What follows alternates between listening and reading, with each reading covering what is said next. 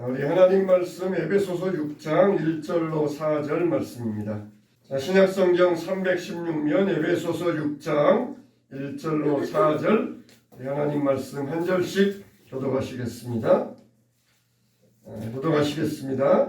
자녀들아, 주 안에서 너희 부모에게 순종하라. 이것이 옳으니라. 내 아버지와 어머니를 공경하라. 이것은 약속이 있는 첫 계명이니 이로써 내가 잘되고 땅에서 장수하리라. 또하니라. 너의 자녀를 너에게 하나로 오직 제 교훈과 훈계로 영육하라. 아멘. 홀로 아름다운 것은 없다, 이런 시가 있습니다. 문수연이라고 하는 분의 시인의 시인데 이런 내용이 있습니다. 산이 아름다운 것은 바위와 숲이 있기 때문이다. 숲이 아름다운 것은 초목들이 바람과 어울려 새소리를 풀어놓기 때문이다. 산과 숲이 아름다운 것은 머리 위엔 하늘, 발밑엔 바다, 계절이 드나드는 길이 있기 때문이다. 세상이 이토록 아름다운 것은 해와 달과 별들이 들러리선 그 사이에 그리운 사람들이 서로 눈빛을 나누며 살고 있기 때문이다. 얼마나 참 이 시인이 아름다운 말로 이렇게 시를 지었습니다. 자, 그렇지 않습니까? 산이 아름다운 것은 산만 덩그러니 있다 그러면은 산이 아름답겠습니까? 근데 그 가운데 바위와 숲이 있기 때문이라는 것이에요. 세상이 아름다운 것은 세상만 있으면 아름답겠습니까? 그 곁에 해와 달과 별이 함께 있기 때문에 아름답다는 것입니다. 그래서 결론이 뭡니까? 그 사이에 그리운 사람들이 서로 눈빛을 나누며 살고 있기 때문이다. 참, 세상이 아름다운 것은 혼자 있기 때문이 아니라 그리운 사람들이 함께 서로 그리워하면서 살고 있기 때문이라는 것입니다. 자, 여러분, 하나님께서 세상을 창조하시고 다 보시기에 좋았더라, 보시기에 좋았더라, 지으신 것마다 다 보시기에 좋았더라, 그렇게 하시면서 스스로 감탄하셨어요. 하나님의 생각을 우리가 표현한다면은 아마 이런 생각이 있었을 거예요. 야, 참 내가 만들었는데도 참 잘 만들었다. 아마 그런 생각이 있었을 것이에요. 세상을 보시면서 보시기에 좋았더라. 야, 참 누가 만들었냐? 참 잘 만들었다. 그런 마음이 있었을 것이에요. 그런데 하나님이 보시기에 좋지 아니한 한 가지가 있었는데 그건 뭡니까? 아담이 독처하는 것이 좋지 못하니, 아담이 혼자 사는 것이 좋지 못하니, 그렇게 말씀하셨어요. 모든 게 다 보기에 좋았는데 아담이 혼자 있는 것, 인간의 외로움, 그것만은 하나님께서 보시기에 좋지 않았다는 것입니다. 가정하면 여러분 뭐가 떠오릅니까? 뭐 따뜻하다, 애틋하다, 혹은 작은 천국이다, 이런 일들이 우리가 떠오르지 않습니까? 이 가정이라고 하는 것에 한자의 파자를 해보면은 이 집가자, 그리고 정원할 때 이 정자 아닙니까? 그러니까 가정이라는 것은 혈연 관계로 이루어진 사람들이 모여 사는 뜰악을 가정이라 그래요. 그래서 가정, 정원할 때 가정, 집에 있는 정원, 이게 가정이라고 이야기하는데, 함께 사람들이 모여 사는 뜰악, 이게 가정이라는 뜻이에요. 그래서 옛말에 수신제가 치국청편하라고 그랬습니다. 여기에서 제가라 하는 것은 뭡니까? 높아진 것 있으면은 낮춰줘야 돼요. 낮은 것이 있으면은 높여놔야 됩니다. 여러분, 가정에서도 아무리 여러분들이 5자녀, 3자녀를 낳았어도 자녀들마다 다 각각이잖아요. 똑같은 자녀 둘만 있어도 똑같은 자녀 없습니다. 쌍둥이라 할지라도 똑같은 자녀는 없어요. 그래서 부모들이 자녀들의 성품을 다 살펴보다가 이 아이는 조금 칭찬이 필요하다, 이 아이는 평상시에 자신감이 없어 하니까 이 아이는 북돋워줘야 되겠다, 내가 격려하고 칭찬하고 잘한다고 하면서 이 아이는 내가 사랑이 듬뿍 필요하겠다, 부모가 보고 그 아이에게는 그걸 줘야 돼요. 근데 이 아이는 오도방정이야. 항상 나서기 좋아하고 잘난 체하고 높아져 있고 교만해 있고, 그래서 이 아이는 내가 좀 꼭꼭 눌러줘야 되겠다. 꼭꼭 눌러주어서 이 아이가 자만해지지 아니하고 겸손해지는 아이로 내가 만들어줘야 되겠다. 그게 바로 이 제가예요. 집을 다스리는 거예요. 다 똑같이 그냥 동일하게 하는 것이 아닙니다. 부모가 두 자녀밖에 없다 할지라도 다 달라요.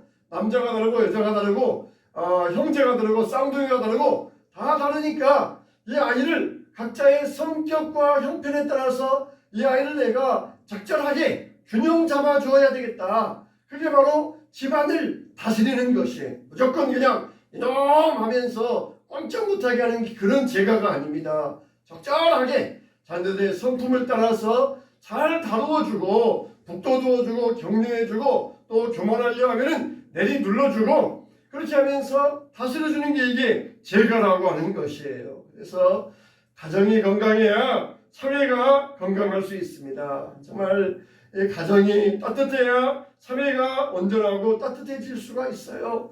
정말 어떤 분들은 가정에서 이런 사랑을 받지 못하고 자라오신 그런 분들도 계실 거예요. 그러니까 이제는 내 대해서 이것을 끌어내야 됩니다. 내가 비록 사랑을 받지 못하였다 할지라도 내가 받은 게 없으니까 너에게도 못 주겠다 하지 말고 이제는 우리가 그리스도의 사랑을 받아서 우리 자녀들에게는 좋은 사랑을 베풀어 줄 수 있어야 됩니다. 이렇게 우리는 점점 각박해져 가고 출산율도 낮아져 가고 이런 세상 가운데에서 정말 이 가정의 근원적인 문제를 한번 나눠보면서 하나님께서 주신 믿음의 가정들을 이루어가게 되시기를 주님의 이름으로 축원합니다.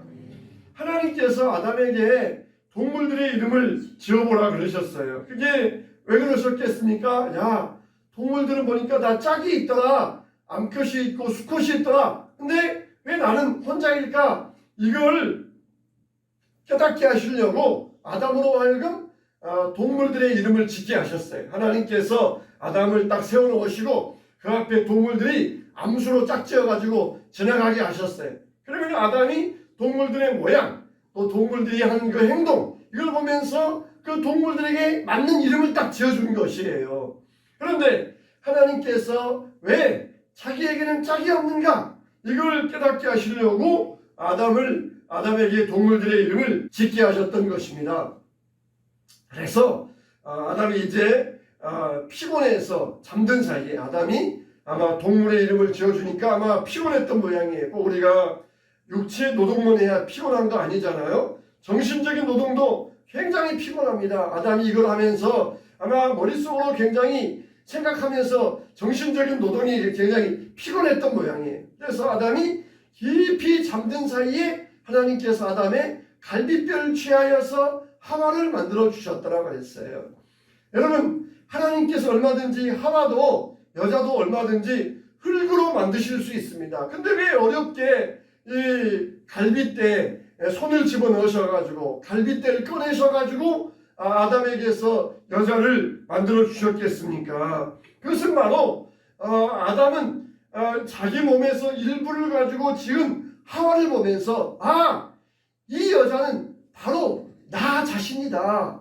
나와 동등한 나의 또 다른 분신이다. 나와 같은 존재이다. 이걸 깨닫게 하시려고 그의 몸에서 갈빗대를 취하신 거예요. 그냥 하나님인데 흙 한 줌 딱 집으셔가지고 그걸 주물럭 하셔서 거기다 코에다가 김을 넣어 주셔서 얼마든지 여자를 만드실 수 있어요. 그런데 인간만은 특별하게 아담의 몸에서 갈빗대로 여자를 만들어 주심으로써 이 여인은 바로 너 자신이야. 너와 전혀 다른 존재가 아니고 너 자신이다. 그걸 보여주신 것이에요. 그러니까 우리 부부지간에 우리 아내와 남편은 다른 존재가 아닙니다. 우리나라에서도 부모와 자녀는 일촌이지만 부부지간은 무촌이잖아요. 촌수가 없어요. 나와 같은 존재, 나와 동등한 존재, 그런 존재라는 것입니다. 그래서 아담이 잠들었다가 깨어보니까 이상한 어떤 사람이 있는 것이에요. 우리가 갑자기 잠자다가 일어났는데 다른 사람이 나를 이렇게 쳐다보고 있으면은 얼마나 소름 끼치겠어요. 잠자고 있는데 누가 나를 내려다보고 있으면은 얼마나 그냥 소스라치게 놀라겠습니까? 근데 아담은 놀라지도 않았어요. 깊은 잠을 자고 일어났는데 누가 자기를 보고 있는데 자고 일어나자마자 말하기를 뭡니까? 야, 네가 나구나. 그럼 뭐예요? 나의 뼈 중에 뼈요, 살 중에 살이로다.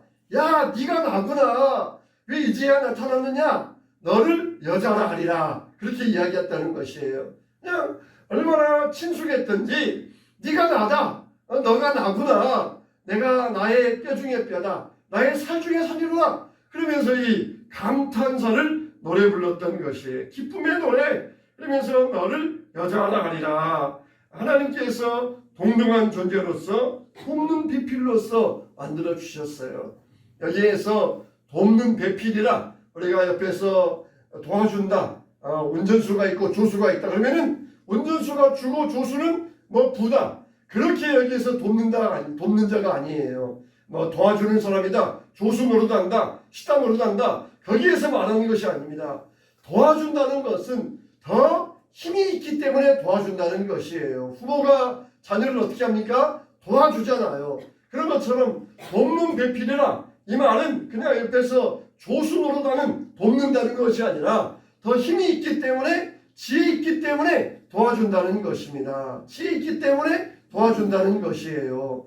여러분 이와 같이 하나님께서 이 파트너를 만들어 주셨다 할 때 그 파트너에게는 어떤 사명이 있습니까? 이 사람을 지금보다 더 나은 사람으로 만들어야 된다. 그게 사명이 있는 것이에요. 부부가 서로 살아갔는데 나의 배우자가 처음보다 더 못되었다. 그건 뭐예요? 파트너의 책임이에요. 파트너가 함께 있을 때에 지금보다는 더 나은 존재, 나은 사람으로 만들어가는 것. 그게 바로 파트너의 소명입니다. 이렇게 하나님께서 아담에게 배필로서 만들어주시고 돕는 존재로서 하나님의 소명자로서 이루어 주셨어요. 세상에는 계약이 있고 언약이 있어요. 결혼은 뭡니까? 따라서 합시다. 결혼은 언약이다. 할렐루야. 할렐루야. 자, 고개 들어보세요. 자, 결혼은 뭐라고요? 언약이다 그랬어요. 여러분, 계약은 뭐예요? 계약은 나에게 이익이 있을 때에 그 계약이 이루어지는 게 계약이에요. 만일 결혼식 하면서 당신이 돈을 잘 벌어올 때만 내가 사랑하겠습니다. 이거는 결혼의 언약이 아니라 계약이에요. 당신이 가정에 충실할 때에만 내가 사랑하겠습니다. 당신이 젊을 때에만 내가 사랑하겠습니다. 이거는 결혼의 언약이 아니라 계약입니다. 나에게 이익이 있을 때만 나도 너에게 해주겠다. 이건 계약이에요.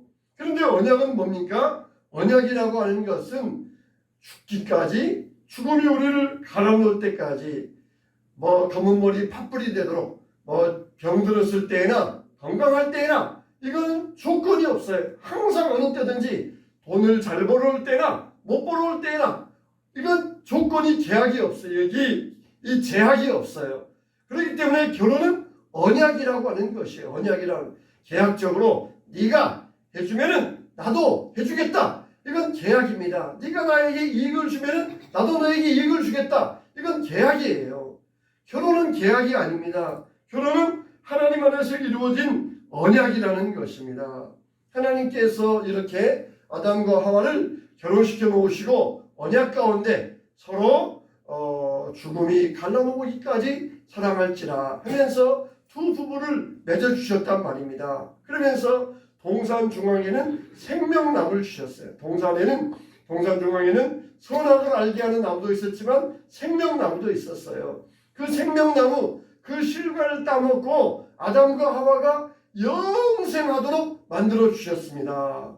그러니까 생명나무만 먹으면은 영생하는데 선악과 나무를 먹으면은 죽음이 찾아오는 것이에요.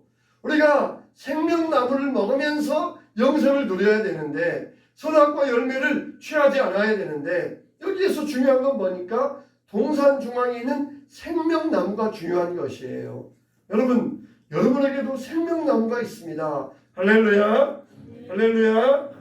나에게도 생명나무가 있다. 시작. 나에게도 생명나무가 있다. 여러분에게도 생명나무가 있어요. 그것을 먹으면 나를 살게 하는 생명나무가 있어요. 그게 뭡니까? 예배입니다. 예배예요. 하나님을 섬기는 일, 그게 생명나무예요. 하나님을 섬기는 자에게는 영생을 주겠다고 하셨어요. 근데 선악을 알게 하는 나무, 자기의 육신의 욕심을 채우는 그 나무, 그걸 먹으면 죽음이에요. 영벌이에요. 지옥이에요.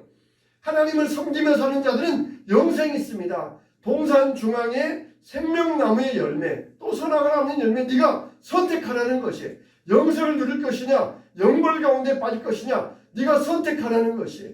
영생의 생명나무를 먹으면 영생 복락을 누릴 수 있는데, 어리석게도 선악과 나무를 선택해서 죽음의 길로 걷게 되어 만 것이에요. 우리는 어떻게 됩니까? 우리는 생명나무를 선택할 수 있어야 돼요. 예배, 하나님 섬기는 생명나무를 선택하시기를 주님의 이름으로 축원합니다. 오늘 이곳에 나온 여러분들은 생명나무 열매를 따먹는 사람들이에요. 생명나무의 열매, 욕심의 선악과를 따먹는 것이 아니라 생명나무의 열매를 따먹어야 돼요. 이것을 한 번만 먹고 천도 복숭아처럼 한 번만 먹고 영생합니까? 아니에요. 계속해서 하나님 우리에게 생명의 말씀, 생명을 주신 것을 계속해서 먹어야 돼요. 언제까지? 천국 갈 때까지. 하나님 앞에 설 때까지 계속해서 이 생명나무의 열매, 이걸 먹고 우리가 영생할 수 있어야 됩니다. 이렇게 하나님께서 주신 그 에덴 동산 중앙에 딱 생명나무의 열매가 있었던 것처럼 우리 가정의 중심에는 뭐가 있어야 됩니까? 바로 하나님이 계셔야 돼요. 생명나무의 상징은 하나님입니다. 예배의 상징인 거예요. 예배의 상징이 하나님이에요. 하나님. 예배는 중심이 뭡니까? 야, 오늘 사람들이 많이 모였으니까 참 예배가 풍성하겠다. 오늘은 사람들이 아무도 안 왔네. 오늘 예배 못 드리겠네. 그게 아니에요. 예배는 뭡니까? 예배는 하나님이 함께 하시는 것이 예배입니다. 그러니까 우리가 하나님이 함께 하시는 예배를 추구할 수 있어야 돼요. 생명나무가 우리 가정에 있다. 이거는 하나님이 계신다. 하나님을 섬기고 예배하는 가정이다. 이게 바로 생명나무의 열매 맺는 가정, 영생의 가정이 납니다. 에덴 동산 딱 중앙에 생명나무를 두시고 이제는 너희 가정에도 하나님 중심적인 가정이 되어서 서로 사랑하며 사는 가정이 되어야 된다. 이걸 하나님께서 분명히 아담과 하와에게 보여주셨던 것이에요. 사회를 구성하는 세 가지 요인이 있다 그러잖아요. 부부관계, 부모와 자녀관계, 그리고 종과 상전의 관계. 이거는 어느 사회에나 변함이 없습니다. 기본적으로 부부의 관계가 이게 있어야 돼요. 그 다음에는 부부의 관계에서 가정이 이루어지면서 부모와 자녀와의 관계가 있어야 돼요. 그 다음에는 종과 상전의 관계. 어디에나 보면은 다 윗사람이 있고 아랫사람이 있어요. 어디 사회에서나 종과 상전, 우리는 종이라고 하지 않지만은 어쨌든 위에 있는 이 상사가 있고 아래에 있는 부하 직원이 있고, 교회도 마찬가지 이렇게 어디에나 이런 관계가 있습니다. 이런 관계가 다 이렇게 어울려져 가지고 사회를 이루어져 가는데, 하나님께서 이 에베소서 우리가 읽었던 5장 그 앞에 보면은 특히 이 부부 관계에 대한 비밀을 말씀해 주고 있어요. 이 에베소서 5장 보니까 뭐라고 그랬어요? 사람이 부모를 떠나 한 육체가 될지니 이 비밀이 크도다. 이는 그리스도와 교회에 대해 말하노라 그랬어요. 그러니까 부부지간의 관계, 부모를 떠나 육체가 되어라, 한 육체가 되어라, 서로 하나가 되어라. 그런데 이 비밀이 뭐라는 겁니까? 바로 나는 그리스도와 교회의 관계에 대하여 말한다는 것이에요. 단순히 우리가 부부지간에 서로 사랑해라 그렇게만 말하면 그냥 윤리적인 교훈에 불과합니다. 부부지간에 서로 싸우지 말고 서로 행복해야지. 한평생 뭐 얼마나 산다고 그렇게 싸우고 난리들이냐. 서로 이렇게 사이좋게 살아라. 그러면은 그냥 윤리적인 교훈에 불과해요. 그러나 그 안에 하나님께서 영적인 비밀을 숨겨 놓으셨다는 거예요. 그게 뭡니까? 바로 그리스도와 교회와의 관계라는 것입니다. 너희 부부지간에 사랑하며 살아가지. 그게 뭔 줄 알아? 그게 바로 근본적으로 예수님과 너희와의 관계를 보여주고 있는 거야. 영적인 비밀을 숨겨주셨다는 거예요. 부모와 자녀와의 관계도 마찬가지. 하나님께서 10계명을 주시면서 1부터 4계명은 하나님에 대한 계명, 5부터 10계명은 이웃에 대한 계명. 근데 인간에 대한 계명 가운데 첫 번째가 부모에 대한 계명입니다. 내 부모를 공경하라. 그러면 내가 잘되고 땅에서 장수하리라. 그렇게 말씀해 주셨어요. 그러면서 부모에게 뭐라고 그랬어요? 이 모든 일에 내 부모에게 순종하라 그랬어요. 이것이 옳으니라 그랬어요. 이것이 옳으니라. 옳다는 게 뭡니까? 옳다는 게 뭐예요? 우리가 볼 때에 옳다는 건 나에게 이익이 되고 나에게 좋은 일. 그게 세상 사람들이 볼 때 옳은 일이에요. 그런데 성경적인 옳은 일은 뭡니까? 옳으신 분은 누구예요? 하나님이에요. 하나님이니까 옳으신 거예요. 하나님은 틀림이 없는 거예요. 왜 그래요? 그럴 때 하나님이시니까. 우리가 궁금증이 많잖아요. 이건 왜 그래요? 저건 왜 그래요? 그럴 때 우리가 정답은 뭡니까? 하나님이시니까. 그게 정답이에요. 우리가 뭐 가령 궁금해하는 사람들에게 이런저런 설명을 해줄 수가 있어요. 성경에 있는데 이건 왜 그래요? 저건 왜 그래요? 그러면서 논리적으로 그건 이런 거야 저런 거야. 그거는 해답이에요. 해답. 해답에 대해서 해답과 정답이 있잖아요. 여러분이 갑자기 돈이 급해요. 그러면은 해답이 어디 있습니까? 해답은 많이 있잖아요. 친구에게 가서 돈을 빌릴 수 있어요. 은행 가서 돈을 대출 받을 수 있어요. 또 아는 사람에게 가서 돈 좀 빌려달라고 해서 돈을 빌릴 수 있어요. 또 나쁜 방법의 해답은 뭡니까? 은행 가서 은행을 털어가지고 강도질해서 돈을 구할 수 있어요. 도둑질해서 구할 수 있어요. 이건 나쁜 방법의 해답이에요. 그런데 정답은 뭐예요? 정답은 하나님께 구하는 것이 정답이에요. 예수님께 구하는 게 바로 정답이에요. 그러니까 우리가 인생에 여러 해답들이 있어요. 성경적인 여러 가지 해석들이 있고 해답들이 있어요. 그건 뭡니까? 네가 그렇게 이해하면 돼. 네가 그렇게 네 머릿속으로 따지니까 그렇게 이해하면 된다. 그게 해답이에요. 근데 정답은 뭐예요? 하나님이시다. 하나님이 하셨다. 하나님이 그렇게 이루셨다. 이게 정답이에요. 왜? 에서는 미워하고 야곱은 사랑하셨느냐? 왜 남자다운 예서, 사냥도 잘하고 씩씩한 예서, 이런 예서는 왜 미워하시고 왜 야곱은 사랑하셨느냐? 하나님이시니까 하나님께서 그렇게 하셨다는 거예요. 우리가 논리적으로 또 해답을 구해보면은 에서는 자기 힘만 의지했어요. 자기 잘난 줄 알고 자기가 최고인 줄 알고 자기 힘만 의지하고 기도도 안 했어요. 근데 논리적으로 야곱은 연약한 사람이라 항상 하나님 의지하면서 하나님 구하면서 어려울 때마다 하나님 찾는 그런 사람이었어요. 논리적인 해답은 될 수 있어요. 그러나 정답은 아니에요. 정답은 뭡니까? 하나님이시니까. 하나님께서 하셨으니까. 하나님이시니까 하나님께서 하시는 모든 일은 옳다는 거예요. 옳다는 거.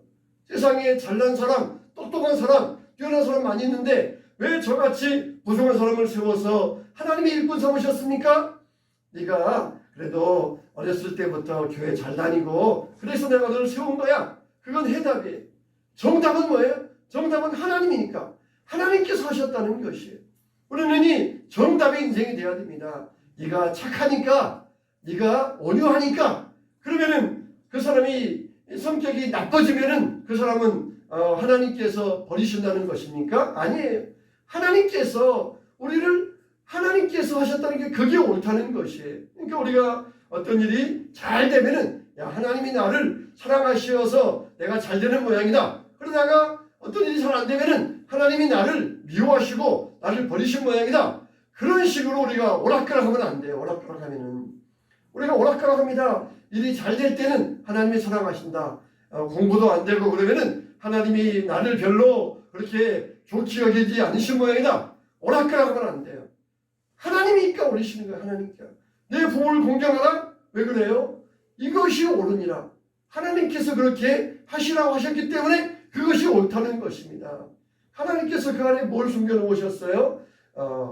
하나님께서는 우리가 이런 말이 있잖아요. 하나님께서는 세상 모든 곳에 모든 자녀들을 다 돌보실 수 없으니까 대신 어머니를 보내주셨다 그러잖아요. 그러니까 우리가 여기 있으면은 나를 통하여서 뭘 생각할 수 있어요? 부모가 있다. 그걸 우리가 생각해 볼 수 있잖아요. 여러분들이 있으면은 여러분을 볼 때 뭘 생각할 수 있어요? 여러분을 낳아주신 부모가 있구나. 그걸 우리가 분명히 생각할 수 있잖아요. 그런 것처럼 우리가 이 땅에 존재할 때 우리가 거기에서 뭘 생각해야 됩니까? 우리를 만드신 하나님이 계시는구나. 그걸 우리가 분명히 믿을 수 있어야 돼요. 우리가 있는데도 저 사람은 그냥 하늘에서 어느 날 갑자기 뚝 떨어진 모양이다. 목사님은 걸어가신 분이니까 화장실도 안 가고 어렸을 때도 이때도 안 썼을 테고 하늘에서 뚝 떨어진 모양이다. 그렇게 생각하지 않잖아요. 다 부모를 통하여서 이 땅에 오셨습니다. 그런 것처럼 우리가 이 땅에 존재하는 것은 우리를 이 땅에 보내신 하나님이 계시다는 것이에요. 하나님께서 자꾸 부모를 공경해야 된다. 부모를 순종해라. 그렇게 말씀하시는 것은 뭘 말씀하고 계시는 것이에요? 그 뒤에 계시는 영적인 비밀, 너희를 만들어 놓은 진정한 아버지 되시는 나를 공경해야 된다. 무조건 공경해야 된다는 것이에요. 정말 청년들 가운데도 상처 있는 가정들이 있습니다. 부모에게서 사랑을 잘 받아서 자라는 가정이 있지만 어떤 청년들 보면은 정말 우리 아버지는 막대 먹은 아버지였습니다. 술만 먹고 오면서 주사가 있는데 그러면 모르겠는데 어린 아이들 앞에서 어머니를 그렇게 때린다는 것이 그냥 내가 조금만 카바라 그러면서 내가 저 아버지를 내가 캐버려야 되겠다. 그런 마음의 분노만 가지고 살아왔다는 것이 그런 아버지도 공경해야 됩니까? 그런 아버지도 공경하라는 것이 비록 그 아버지가 상처밖에 안 준 아버지지만 아버지에게 무언가를 받았기 때문에 공경하는 것이 아니라 그 위치 때문에 아버지라는 위치 때문에 공경해야 된다는 것이에요. 우리가 하나님을 그렇게 공경할 수 있어야 돼요. 하나님이 나의 아버지이시니까 그렇게 우리가 하나님을 공경할 수 있어야 됩니다. 나를 만드신 분 그분이시기 때문에 우리가 하나님을 그렇게 공경할 수 있어야 돼요. 정말 사회적인 면에 있어서 부모에게 어쩌면 고통당하고 아버지를 아버지라고 부르지 않고 아버지와 의절한 그런 사람들이 있을지 모르지만 그럼에도 불구하고 아버지이기 때문에 어머니이기 때문에 공경해야 된다는 것이에요. 우리는 누구입니까? 우리는 하나님 안에서 만들어낸 새로운 가족입니다. 예수님께서 십자가에서 죽으실 때에 옆에 있던 가장 나이 어린 제자 사도 요한에게 자기 어머니를 부탁합니다. 먼저 어머니를 쳐다봅니다. 어머니 아들입니다. 그렇게 이야기합니다. 그리고 마리아와 요한을 쳐다보면서 요한아 내 어머니니라. 그리고 요한에게는 어머니 이 요한이 당신의 아들입니다. 그렇게 이야기해요. 우리가 성경 읽다가 어머니 아들입니다 할 때 어머니 저 아들이에요? 그렇게 성경 읽는데 그게 아니라 거기에서 말씀하신 어머니 아들입니다 이 말은 지금 사도 요한을 턱짓으로 가리키면서 어머니 저는 이제 아들의 소임을 못하고 세상을 떠납니다. 대신 여기 있는 사도 요한이 대신 어머니의 아들 노릇을 해줄 것입니다. 그리고 요한에게는 요한아 너의 어머니니라 그렇게 이야기하셨어요. 성경에 뭐라고 그래요? 그날로부터 요한이 마리아를 자기 집에 모시니라 그랬어요. 여러분 성경에 보세요. 예수님에게 남동생들이 있었습니다. 야고보 또 여러 남동생 여동생들이 많이 있었어요. 근데 이 예수님은 자기 혈육의 동생들에게 어머니를 부탁하지 아니하시고 사랑하는 제자 요한에게 자기 어머니를 부탁하셔요. 그건 뭡니까?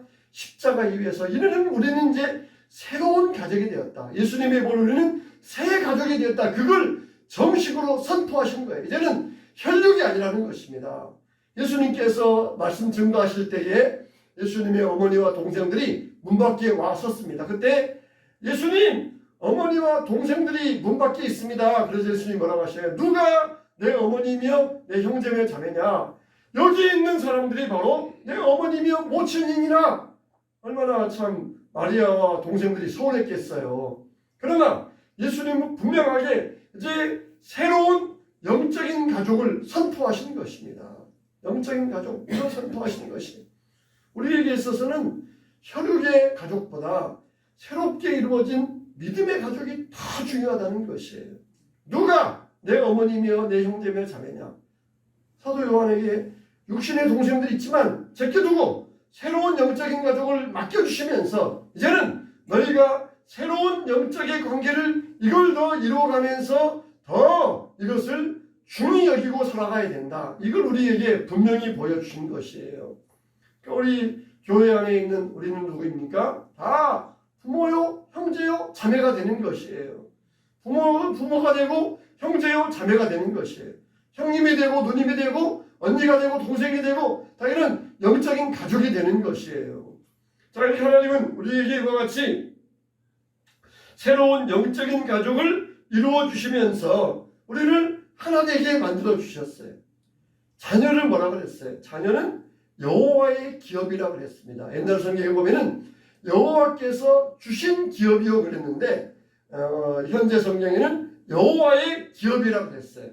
그러니까 여호와께서 주신 기업이라 그랬으면은 하나님이 나에게 기업으로 자녀를 주셨구나 그렇게 생각을 하는데 우리 새 성경에는 여호와의 기업이요. 그러니까 자녀가 기업인데 누구의 기업? 여호와의 기업. 의는 뭡니까? 소유격이에요. 이 기업이 누구의 소유라는 것이에요? 여호와의 소유라는 것이에요. 나의 소유, 부모의 소유가 아니에요. 여호와의 소유된 여호와의 기업이다. 하나님이 나에게 잠깐 맡겨주신 여호와의 기업, 하나님의 것이다. 이게 자녀의 본질적인 정체성이 바로 자녀의 모습이라는 것이에요. 여러분, 여호와의 기업입니다. 우리 자녀들은 누구의 기업입니까? 여호와의 기업이에요. 하나님이 우리에게 맡겨주신 여호와의 기업이에요. 그래서 마땅히 행할 길을 자녀에게 가르치라고 그랬어요. 그러니까 마땅히 행할 길을 자녀에게 가르치라는 것입니다. 그 자녀에게 가지고 있는 하나님께서 맡겨주신 본질적인 성품, 은사를 네가 잘 개발해서 이 아이를 하나님이 원하시는 방향으로 이 아이를 잘 양육하도록 하라. 내가 너에게 맡겨주었다. 그런 뜻입니다. 주인이 동물 농장에서 이 머슴에게 동물들을 맡깁니다. 동물 농장에 개도 있고 닭도 있고 토끼도 있고 오리도 있어요. 그러면 동물 농장에서 이 인부가 이 동물 농장에서 이 동물들을 맡아가지고 이 동물들 양육하는데 이 인부가 굉장히 경주를 좋아해요. 경주하는 걸 좋아해요. 그래가지고는 개, 닭, 오리 또 이것들을 소 이런 것들을 일렬로 세워가지고 다 지금부터 경주를 시작한다. 하나 둘 출발 하면서 경주를 시켰어요. 그러니까 경주를 누가 잘하겠어요? 당연히 개가 잘하겠죠. 제가 뭐가 못하겠어요? 오리가 못하겠죠. 근데 이 인부가 경주하는 것만 좋아해가지고 그냥 오리가 경주 못한다고 막 오리 막 때리고 왜 못 달려? 왜 못 뛰어? 너는 왜 다른 사람처럼 이렇게 잘 못 달려? 오리를 때리고 학대했다고 생각을 해보세요. 주인이 와서 그 인부에게 뭐라고 하겠습니까? 이 못된 놈, 내가 이 동물들 잘 관리하라고 했더니 경주만 시켰느냐? 그러면서 인부에게 크게 책망을 할 것입니다. 우리 자녀들에게 그와 같은 성격이 있다는 것이에요. 오리는 물갈퀴를 가지고 물속에 들어가서 열심히 헤엄치게 만들어줘야 돼요. 우리 가정에 자녀들의 특성을 알아가지고 그 특성대로 키워줘야 되는데 그냥 무조건 줄 세워놓고 국영수 잘해. 왜 국영수 못해? 그걸 가지고 기준 삼아가지고 그렇게 시키면은 이거는 하나님께서 만들어주신 그 뜻에 어긋나는 그런 일들을 할 수 있다는 것이. 그냥 우리는 무조건 줄 세워놓고 국영수 이걸 잘하는 사람 1등이든 3등 못하면 못한다. 그러면서 이렇게 꾸짖는 게 지금 이 사회가 아닙니까? 하나님께서는 우리에게 마땅히 행할 길을 자녀에게 가르치라고 그랬어요. 자녀들이 특성을 알아서 어떻게 무엇을 잘하는지 어떻게 해야 되는지 오리면은 오리대로 개면 개대로 소면 소대로 토끼면 토끼대로 닭이면 닭대로 그렇게 특성을 알아서 키워야 되는데 무조건 그냥 나는 경주가 좋아. 무조건 일렬로 서서 경주에 1등만 최고야. 그렇게 하는 것은 하나님께서 원하시는 일이 아니라는 것이에요. 우리는 이 하나님을 공경하는 자입니다. 하나님을 공경하는 자예요. 타락한 사회의 제일 큰 1번의 징후가 뭡니까? 부모를 공경하지 않는 것입니다.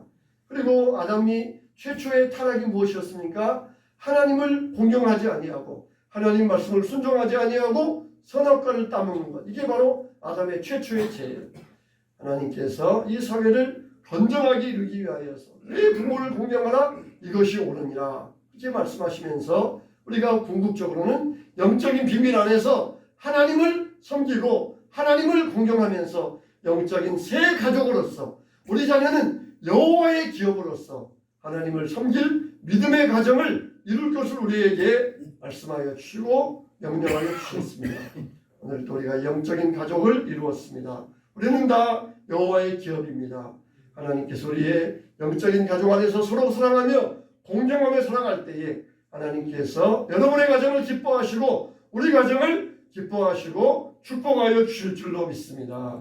우리가 주 안에서 이렇게 영적인 새 가족 된 것을 감사하면서 서로 공경하고 서로 믿음 안에서 하나님의 뜻을 이루어가는 믿음의 공동체, 가정의 공동체가 되어지게 되시기를 주님의 이름으로 축원합니다. 아멘.